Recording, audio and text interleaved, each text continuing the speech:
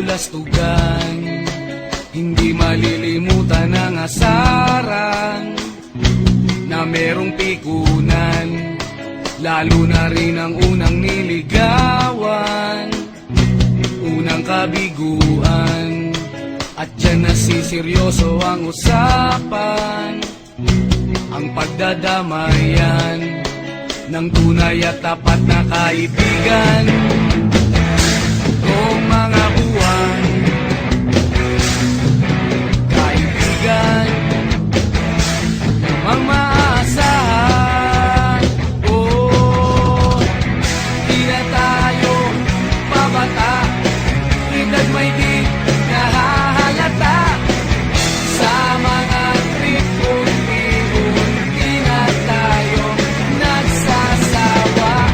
Pero kahit ganon, barkadang matatag hanggang sa ngayon.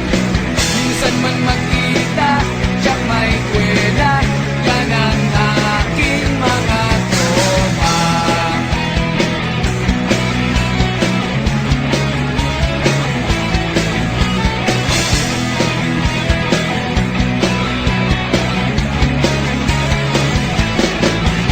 Inuman na pang magdamagan, minsan inaabot pa ng ayaan, na kung saan-saan, na para bang walang kinabukasan at kahantungan.